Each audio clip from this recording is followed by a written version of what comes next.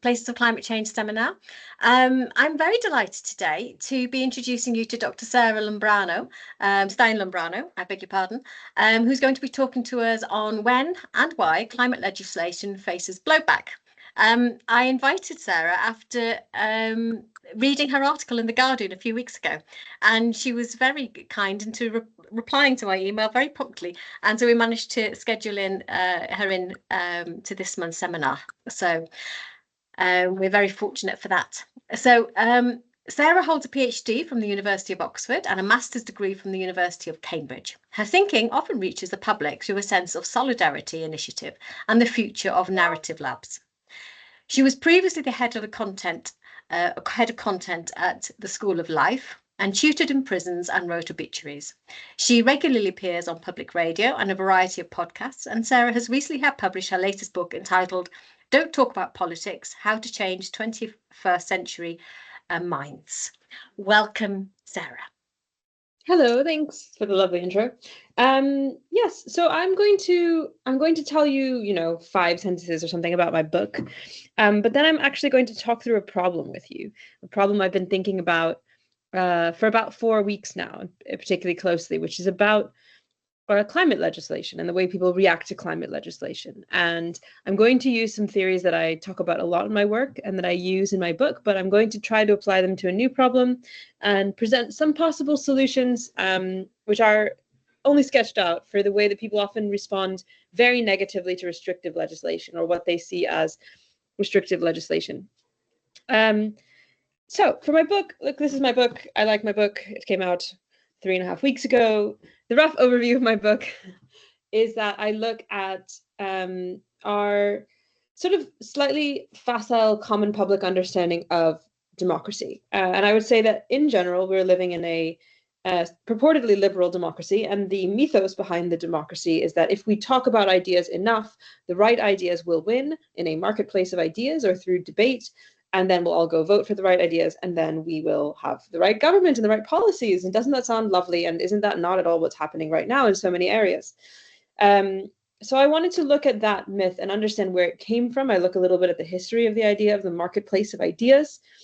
And then I look at the evidence for whether that's really how human beings behave. Do we react to new ideas when we learn them? Do we change our minds? Do we change our minds after we watch debates or engage in debates? And the answer is no, very strongly no.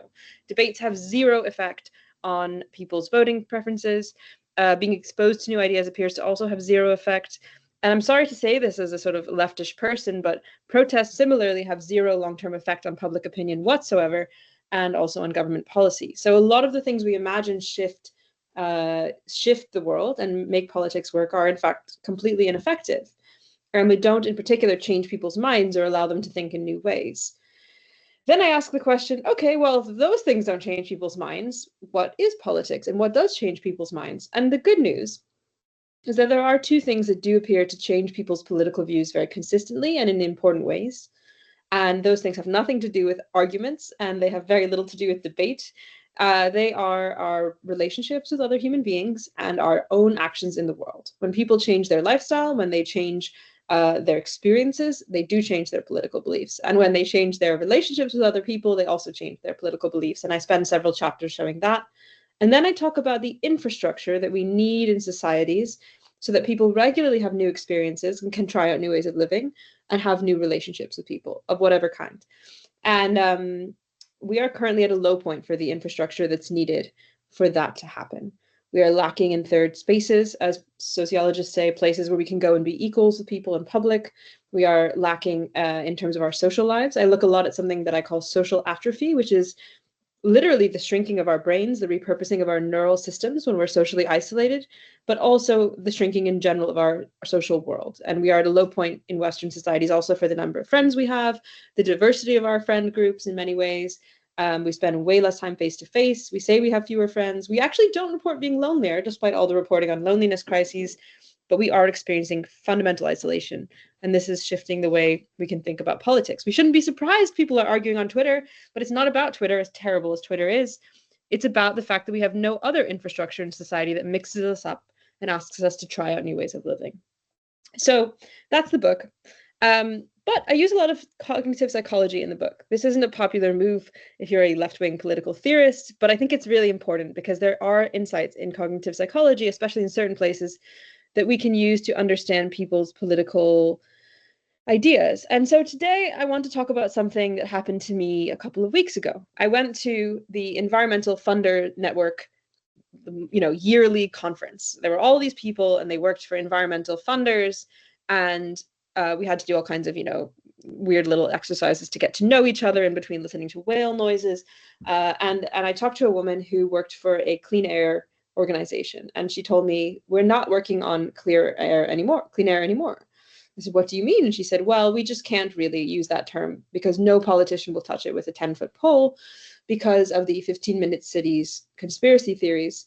It's extremely unpopular. People see any legislation about clean air as actually just government interference, and it's untouchable. So we've just turned to thinking about health, and some of the policies we've shoved in the back of the health policies do affect clean air in some way, but we can never use that phrase again, which is really remarkable if you think about it. I mean, pretty much every human being that breathes should be concerned about clean air, and now we can't have legislation about it in the UK. And I wasn't that surprised, sadly, to hear this because I study this kind of thing. I study conspiracy theories. I look at the psychology of reactance. This is the first key word. I considered having slides, but then I realized that most of the images I'd put up are of people that are like right-wing politicians and, sad conspiracy theorists, and it seemed depressing. But reactance is a key term, reactance. And in psychology, reactance, as you may well know, is the very strong reaction against any attempt that you see to control you. And I want to say, before we go on and talk about all these problematic forms of reactance, that there's something nice about reactance. It's nice that human beings don't want to be controlled by other people. There's something, admirable, I would say, about our desire for autonomy, however misplaced it may be in any particular category or situation, right? In fact, one of the things I liked about studying cognitive psychology all through my PhD is that many of the best theories in cognitive psychology rest on this fundamental thing about how human beings want to feel that they are good people and that they have possibilities for action in their lives. So I respect, in some sense, reactance. However, as you may well know, the specific form of reactance that this lady was talking about has been profoundly misplaced. A couple of years ago, there started to be the design of what some call 15-minute cities. And the idea of a 15-minute city is really simple. Everything in the neighborhood is available. So that means you don't have to go more than 15 minutes to go to the dentist, to get an eggplant, to go to the hardware store, to take your child to the doctor, whatever. It should all be within 15 minutes of your house, ideally in a form of transit that doesn't involve a car. And so 15-minute cities were also prized, not just because they're convenient, although they are, or create walkable spaces, although that's great, but also because it meant that many people could stop using cars or use public transit or cycle, and that massively increased the air quality in cities especially. But very quickly, a huge backlash came against this kind of policy. Firstly, it came against kind of any sort of policy that restricted people's ability to drive in cities. One of the most notable places is actually where I got my PhD from at Oxford, where they implemented not a 15-minute city policy, but just a policy where you couldn't drive in the city center. And if you've been to Oxford, you know that that's actually quite reasonable in a lot of ways because it's a medieval city and it doesn't make any sense for cars to be in the center of it. You have to get a permit now and all of this. But people had a huge backlash. There were death threats against city councillors. There were people who would just come up to, I've got a quote here from Emily Kerr, who's one of the council people, and she said people would come to her and say, is it true that we're not going to be allowed out of our houses, that it's going to be just like coronavirus? So it kind of spread into this huge paranoid reaction that there was going to be, no freedom, no ability to drive anywhere, do anything. And I want to say, again, to defend some of the people who don't like 15-minute cities or who don't like driving restrictions, that I don't think these policies are always very well conceived or well communicated, which are two separate issues. For example, in London, it's almost unquestionable that the way that the restrictions on diesel cars has worked has massively and disproportionately harmed the budgets of lower income people. So they tend to use diesel vehicles, and now they either can't get places or they have to give up their vehicle, but they can't replace it with a better vehicle because they don't have the income to do so. So there's lots of, misguided aspects of these policies that influence certain groups in particular. But we also see a reaction that is conspiratorial and inaccurate. And of course, right-wing politicians are very happy to use this to their benefit. In the Tory party conference, we had people picking this up and saying all kinds of totally inaccurate things. We have the transport minister for the Tory party saying, "What is sinister and what we shouldn't tolerate is the idea that local councils can decide how often you go to the shops, and that they ration who uses the roads and when, and they police it all with CCTV, which has nothing to do with a 15-minute city policy and isn't even that accurate a portrayal of traffic restrictions in the city of Oxford, for example." So this is a picture of reactance. It's a picture of a political system responding to people's reactance against any restriction on their movement within their city, especially within their cars. And this is why we can no longer apparently have organizations that look for clean air, because people are ready to get rid of any politician who brings it up as a policy, and they'd rather think about it this way. And I want to think about what that means for all of us who work in climate and care about the climate. And I want to think about what it means in terms of how we communicate policies, how we design them.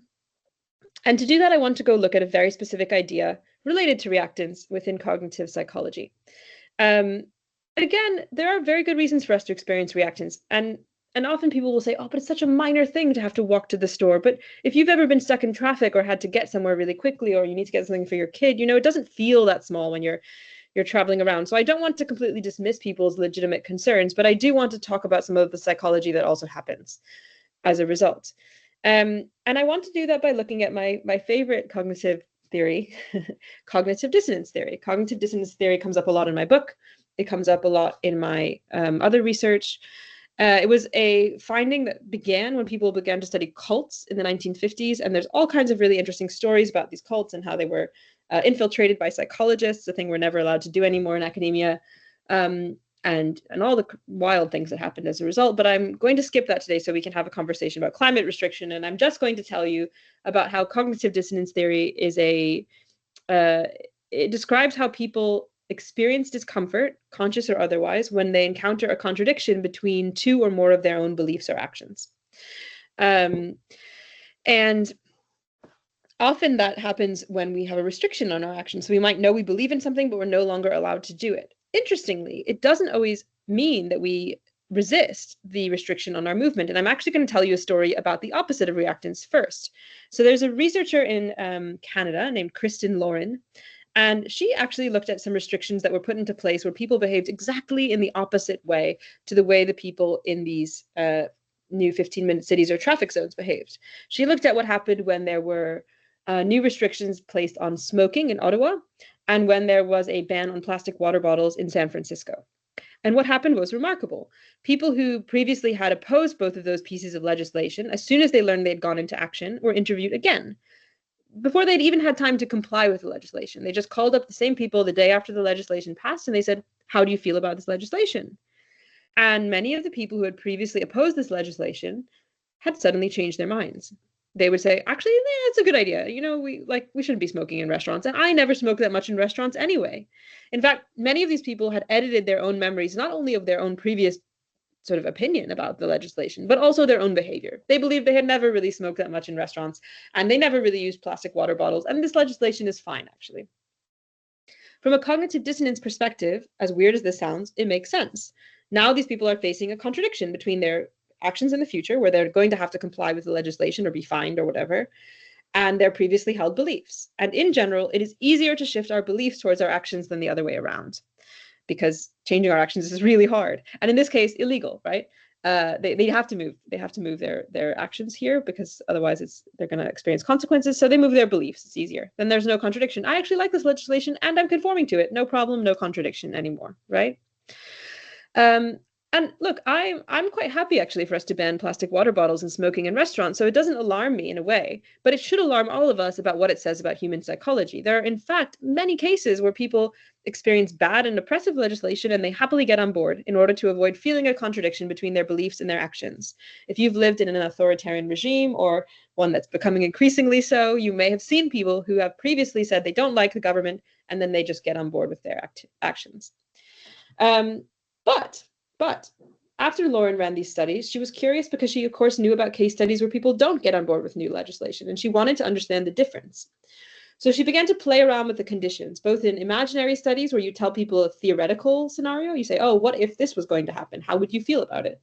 And she would also look at some real life cases. And she discovered that there is essentially a major variable that changes how people respond to restrictive legislation. Sometimes they get on board, sometimes they don't, and there's something that makes a difference. And it seems to be whether that legislation is seen as permanent and inescapable. So when people are told, there's a small chance this legislation won't pass, but it probably will, suddenly they do not get on board with the new legislation. If they think it's reversible, they do not get on board with the new legislation. Instead, they have reactants and they say, I hate this legislation, it's government oppression, et cetera, et cetera. I'm obviously generalizing here, by the way. All psychology studies have, this or that respondent that doesn't fit in the bell curve or whatever, but that is the general pattern. And I can send lots of links to these studies if you're the kind of nerd like me who wants to read them. But the general point is that people have reactants when they feel that there is some way to escape the restriction placed on their behavior. But if they think it's a permanent, irreversible shift, they decide they actually like the restriction in a lot of cases. None of this, by the way, is morally important one way or the other on its own, because there are, shifts that we want to see people make in their beliefs, and there are shifts that we don't want to see them make. But I want to point out that this does make me actually admire, in a way, people who have reactants more. They have a sort of anti-authoritarian impulse in them that says, hang on, why am I being controlled? And why should I get on board with this new policy that has benefited humans in many cases as well? So that's the layout of the problem. And I want to now just for a minute think about what it means for us as people who care about the climate. Over the next, 80 to 100 years, we're probably going to have to implement a radically different set of laws about a huge number of things in order to prevent absolutely catastrophic global warming. And we're probably going to fail. To be honest, we're going to experience some catastrophic global warming, but we'll also have to implement legislation, realistically. In order to do that, we need to pass laws that are probably going to feel unpleasant and difficult for a lot of people. And we need to do it in a way that doesn't trigger the worst kind of reactants. So I think we have a couple of options, and I'm going to lay them out here, and then we can think together, maybe, about what aspects of that are ethical, what are desirable, what are not desirable. The very first option, actually, is just to make these changes seem completely irreversible. I'm not convinced that we have a lot of strategy options for doing that right now, because governments are increasingly right-wing in a lot of places that we work and live. But it's not impossible. There are a lot of local councils that are quite left-wing. There are places where we could potentially pass legislation that asks people to do significant shifts in their lifestyle and make it seem irreversible. And so we have an option of essentially doing climate authoritarianism. And I don't mean that either to make light of authoritarianism or to, say that this doesn't come with costs, but I think it's an interesting question. The theorist Wendy Brown, for example, suggests that the best we can hope for in the next 100 years is to be tickling the feet of the big green state. That's our best option. If there's a big green state, we can avert the worst of the climate catastrophe. We then have this big authoritarian state, and a clever policymaker is sort of tickling the feet of that state. And they're saying, please do an authoritarian policy, maybe do it in this clever way. And if that's the case, then really the communication challenge is about telling people, look, this is permanent and irreversible. It's not going to change in our lifetime, and therefore we better get on board, right? Saying this perhaps not like that, but communicating the climate policy in a way that says, this is just what happens in the 21st century, become a modern person, no more cars for anyone, and walk to the grocery store. And I think it's worth saying that we should probably enable people to do that in an easier way also. But that's an interesting option. And unfortunately, because the climate crisis is so huge, it's something we have to consider. We have to think about. We can't just dismiss it offhand, I don't think. On the other hand, there are huge costs, and it's difficult to implement. Okay, that's one option. Another option is a sort of more subtle version of this that isn't yet fully fleshed out, but seems to have to do with giving people the sense that what they're experiencing as a communication about this new policy is just as they say, a notification rather than a warning. So it's a variation, I would say, on authoritarianism, but rather than telling people this is a big political shift and you have to get on board, it's simply telling them this is just how things are. And there's a couple of studies on especially conservative people where if the notification comes from someone who isn't the government, and it's framed as just a notification about how things work rather than a warning that if they disobey, there'll be a problem. People are less reactive. So there are some other clever ways of kind of framing this information so that people don't have psychological reactance to it. And I think we should consider what that means in terms of how we communicate as well. Then there's sort of the policy shift that we saw with the person I was talking to at the beginning of this story. So she says, now we just talk about things in terms of health. We tell people we work on people's health in cities. So this is almost, again, like depoliticizing the framework, right? Moving it away from the sense that this is a political thing at all. And I see bonuses to that in some ways, but I also think it avoids explaining to people the reality of their situation. I'm a person who's always motivated by a quote from the theorist Terry Eagleton. He says, "It is beneath the dignity of rational creatures not to know the conditions of their own oppression." And I'm mostly interested in oppression at other levels. I like climate legislation, but I feel uneasy sometimes when I feel we've avoided really explaining to people what's happening or why it might be good, right? And so none of these are bad options necessarily, although they come with big costs, but I want to lay out sort of a last strand of thought. This is the shakiest bit. This is where we enter the theory world, which is about what reactance is itself. I mean, reactance is a feeling that human beings have about their own possibilities for freedom, right? And we don't live in a particularly, I would like to suggest for a minute that we don't live in an especially free society. We do compared, to, I don't know, perhaps China or whatever. We could argue that, and I think there's a lot of value in noting that. Nevertheless, most people day to day don't necessarily feel that they have certain kinds of freedom, even if they can't articulate why that is. How many of us really have the chance about whether to go to work or stay home with our children? How many of us really have the choice to do certain things, right? We have a lot of, in our society, what we might call negative freedom. We might have freedom from certain kinds of very direct overreach by the government, although we don't always. But we might not have a lot of positive freedom, a lot of real possibilities that we could pursue in our lives.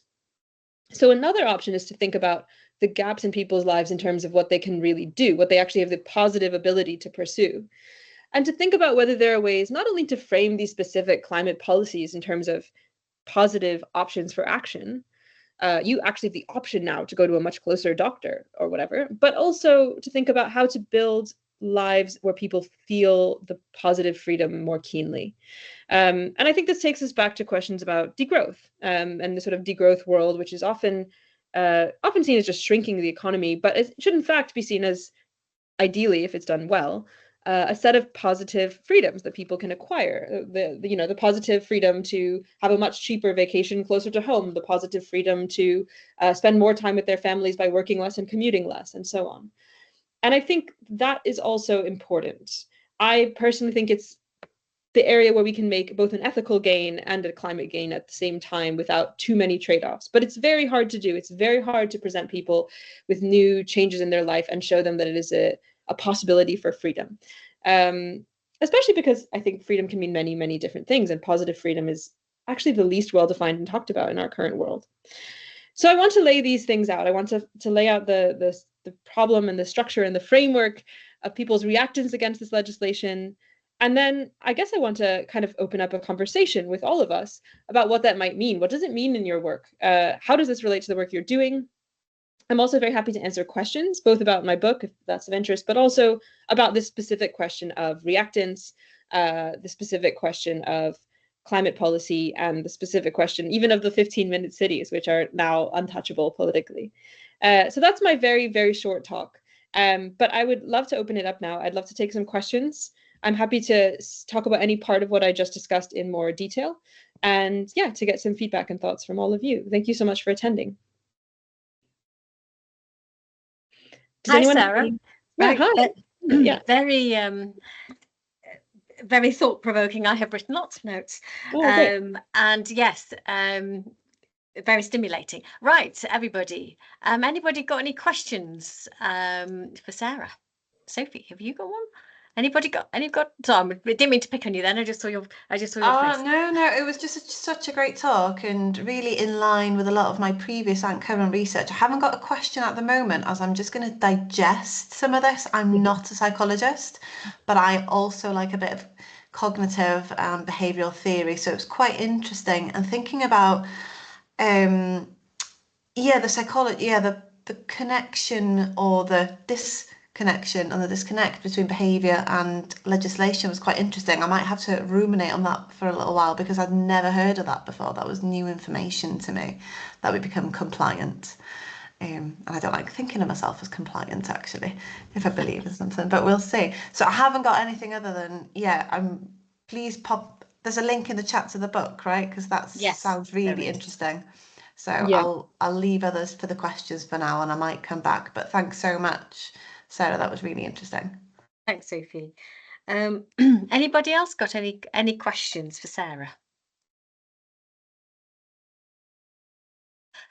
I've got a practical one. Could you write in the chat when you're ready the plastics, because there's a Sarah and I in this chat are on we're doing a plastics paper. We've done some research into sort of attitudes and stuff, and the piece of research where that legislation went on in America, is it law Anandes or somewhere? I couldn't quite get the name. If you could put that in, and I could. Yeah, so that might be handy academically to sort of have that reference for the paper that we're currently writing. Yeah, so I'll link a bunch of papers here.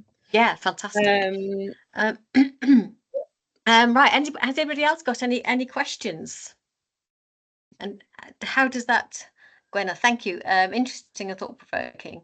I'll have to leave now, but that's fine. Thank you, Gwenna, for joining us. I find it sort of, I think it's amazing, isn't it, how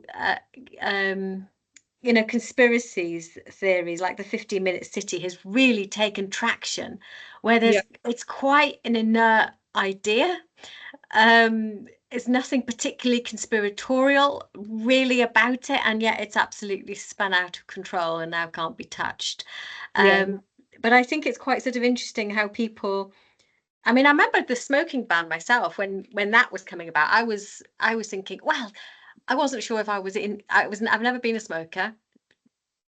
I've never liked smoky atmospheres, but used to going to the pubs and to gigs, and you just think, oh well, it's freedom, isn't it? It's up to them, really. I mean, it's a bit draconian to stop smoking, and then suddenly, when the ban happened, apart from you could smell the stale sweat and beer, which wasn't so good in the pubs, but actually you realise that you're not hungover the next day because you haven't inhaled other people's smoke. Yeah. And actually it's really lovely not to. And then you sort of, people have conformed and got on board with that. And so it is quite interesting how you do change, because I did see myself then change my mind to realise how much passive smoking went on and how much lack of agency you had in that passive smoking if you like to go into certain environments. But you don't like to think of yourself, as you say, like as conforming, but I suppose we are all slightly sort of conformist in a way. But do you think, how do we do, because a lot of us are kind of, I suppose, within this group probably going down the degrowth, or I suppose within some of my teaching, sort of looking at sort of the degrowth and different ways of looking at things. So how do you get traction with that within communities and things, that they kind of get on board and feel empowered and feel able to actually set up a different economic and social kind of system? Yeah, I have a couple of thoughts here, and then also Morena has a question, which is great. Excellent. So one of the things I want to go into this question of trust for a second. And yeah, I do think it always challenges my intuitions, to realize, well, I trust government policies a lot of the time, and does that make me a conformist? But actually, there's a bit of that.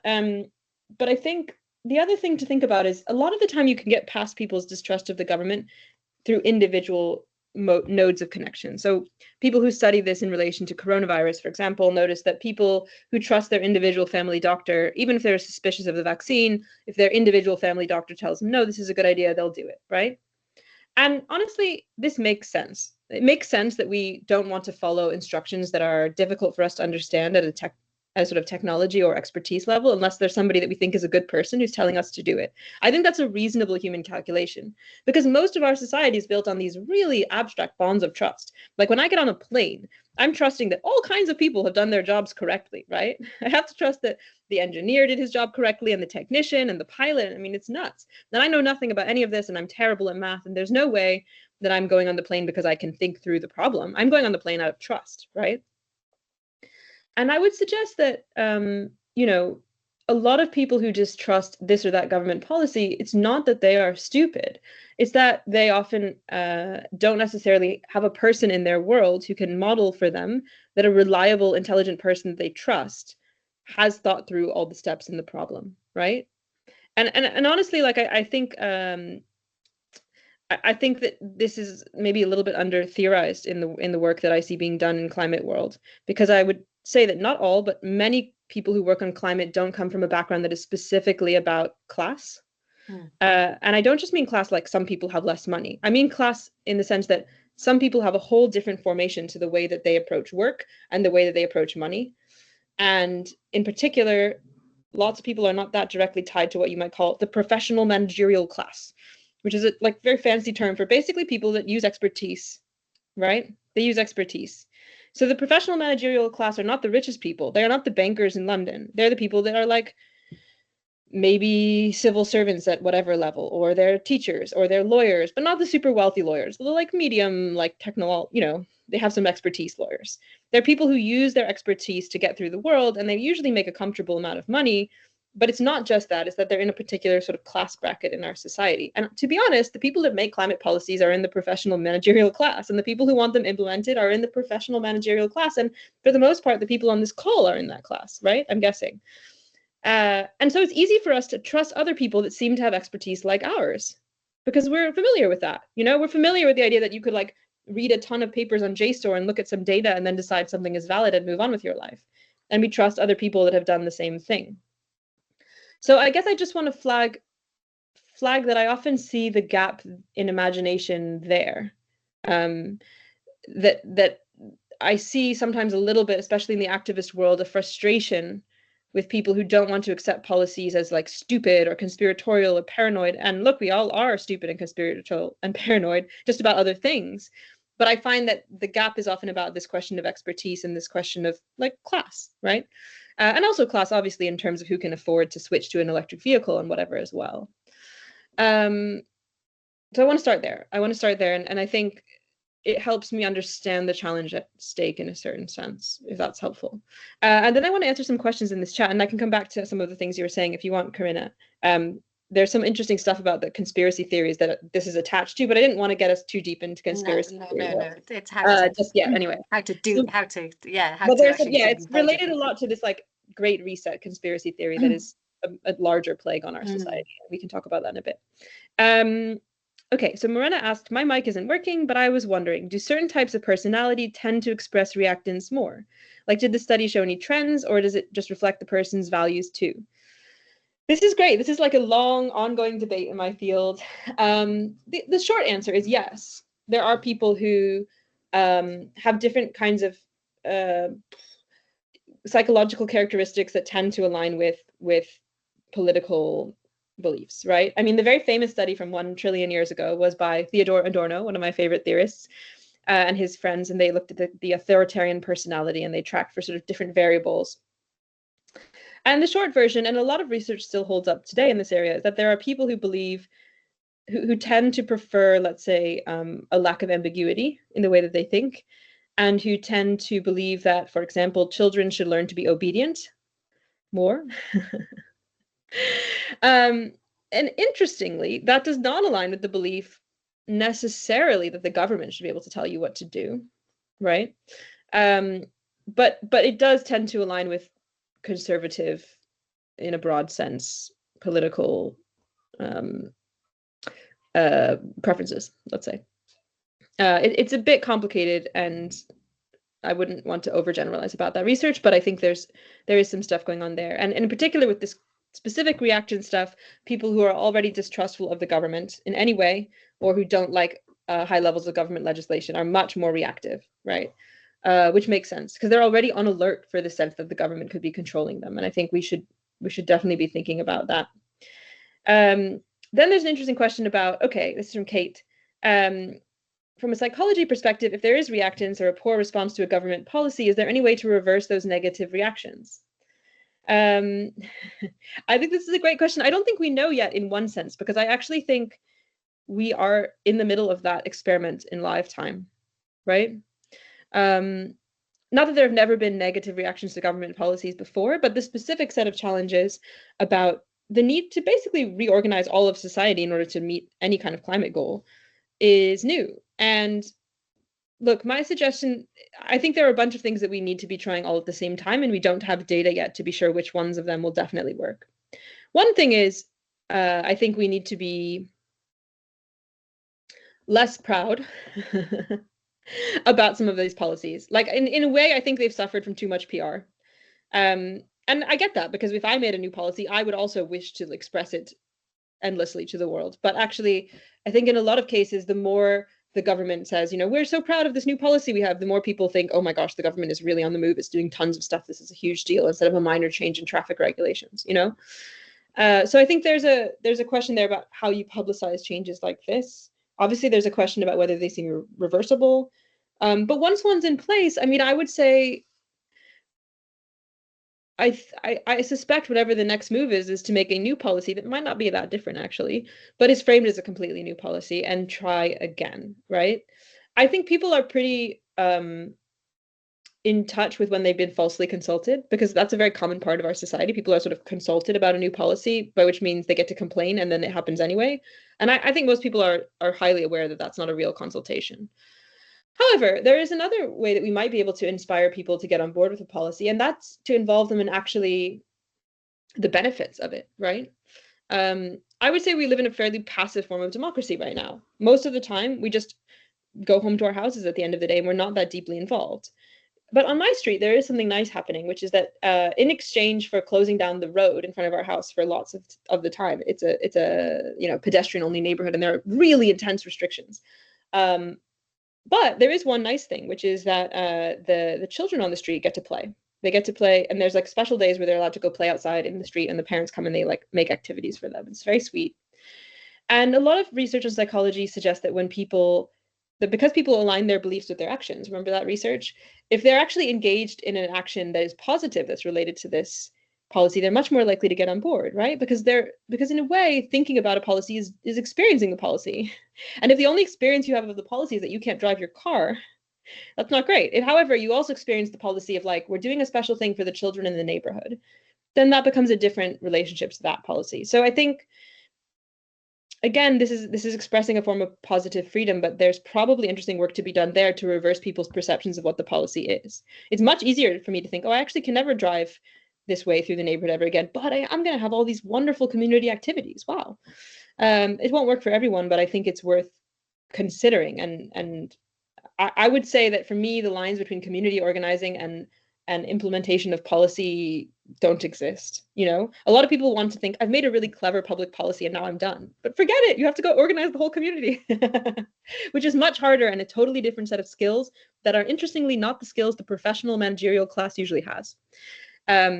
Because we've been taught to sit at our desks all day. So, you know, there's a kind of interesting thing there. Those are my immediate thoughts. I'd be really happy to hear more from people. Anyone want to chip in on that before we have a look at Sarah's one? It certainly has a yeah, practical... there's another one. Sorry, I missed that. Yeah.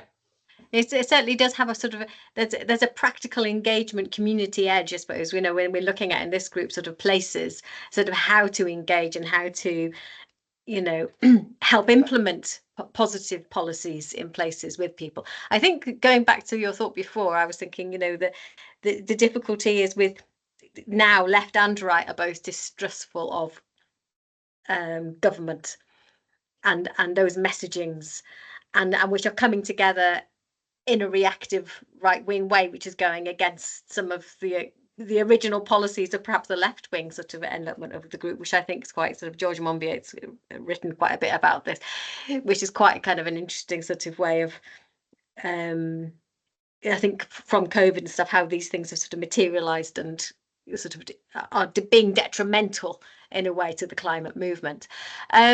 But just that's a side and another sort of complexity to it. Sarah has said, thanks for a great talk, Sarah. My background is marketing and comms, and I wonder, what are your thoughts on which communication tools are most effective to try and reduce potential reactance among audience in relation to changing climate-related behaviour? So climate-based behaviour question.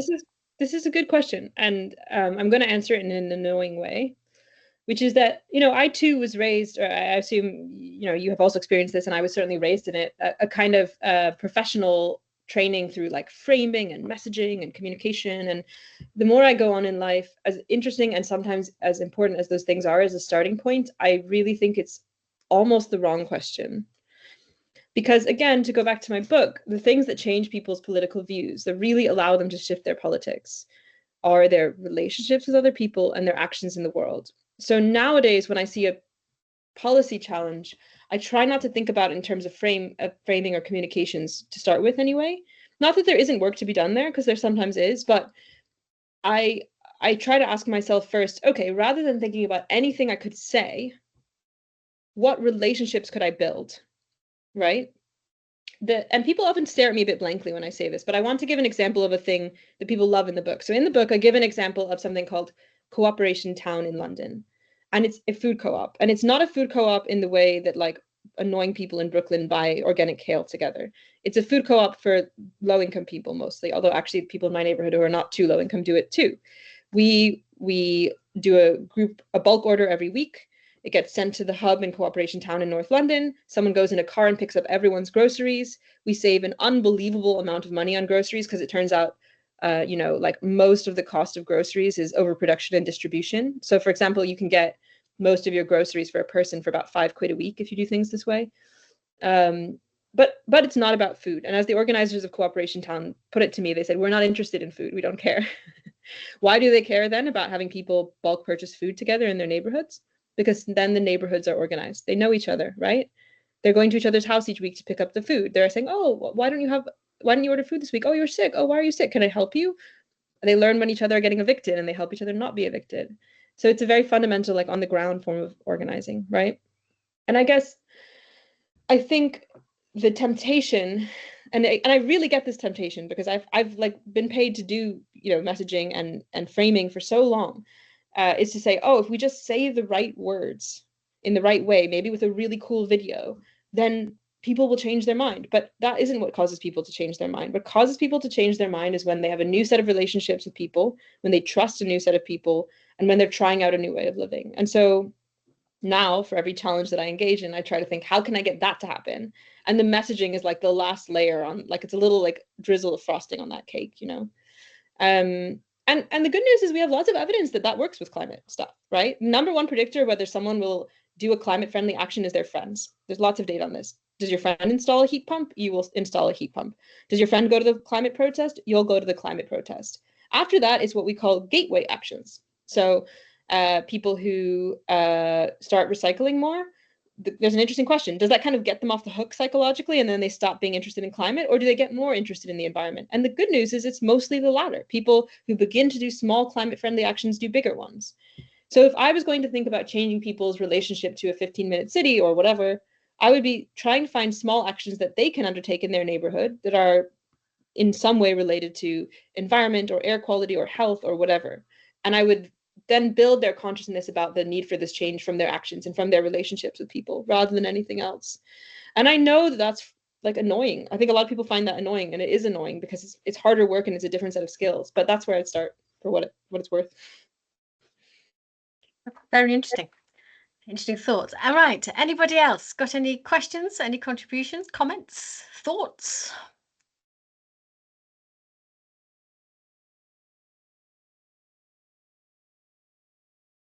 No? So, well, I've got a whole book here, a whole page here, scribbled with lots of sort of very inspiring, sort of thought-provoking things.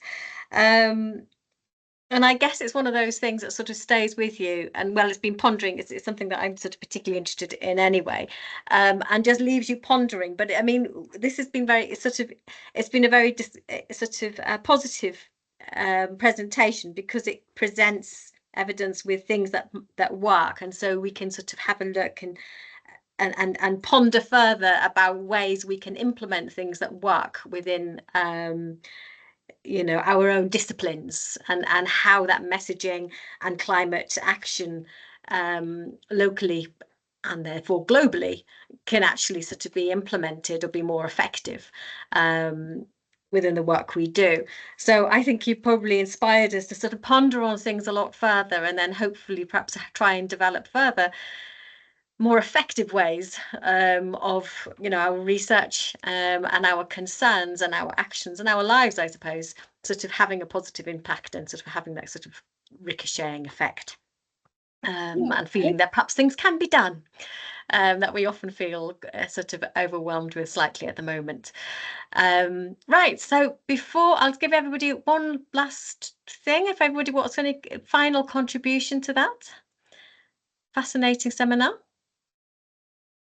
No? In that case, Sarah, I'm going to say thank you ever so much for a really stimulating seminar, and I shall be purchasing your book and learning a bit more from it as well. I hope this was So helpful. yeah, no, so thank you very much, and thank you everybody for joining us as well. Okay, Thanks, everyone.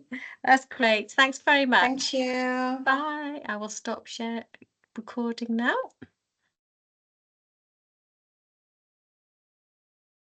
Here we are.